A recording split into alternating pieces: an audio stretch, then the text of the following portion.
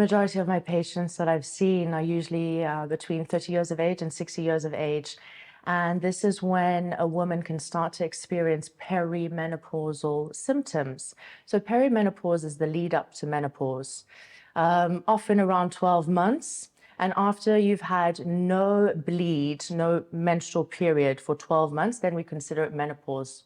From that point on, you are postmenopausal.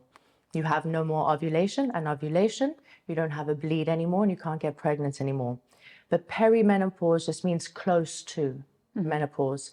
And so about a year, depends on each woman, leading up to the menopause, which usually happens early 50s, most usually, it can vary, but early 50s, is an imbalance in the hormones. Estrogen starts to drop. Progesterone starts to drop, even more so if we live a very stressful lifestyle.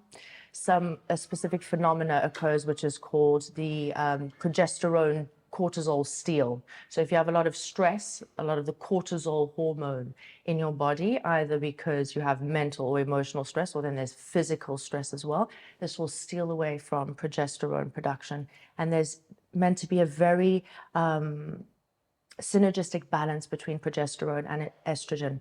If one is out of balance, it will affect the other. And then something else many don't speak about is testosterone as well, which will also decrease. And this will reflect in certain signs and symptoms. Depending on how many pregnancies we've had, if we've been exposed to toxins, especially BPAs, phthalates, depending on the amount of stresses in our life beforehand, we will all experience perimenopause differently.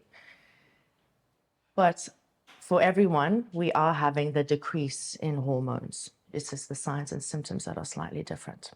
Number one, brain fog, as you say, low mood. So very often if you go to your GP and you're starting to experience perimenopause, they will suggest antidepressants. And these are unfortunately overprescribed. Short term, they're beneficial, but long term, they can cause havoc to the body. Then, of course, you have hot flushes.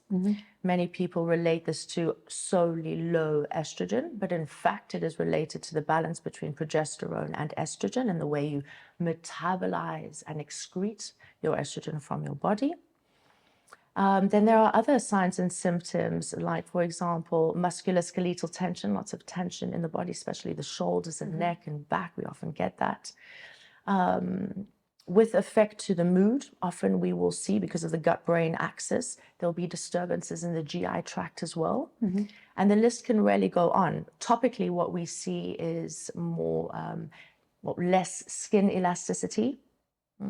So aging of the skin, of course. There's also vaginal dryness and lower libido, which is even more so related to that lowering of testosterone. So we need to talk about all the three main sex hormones.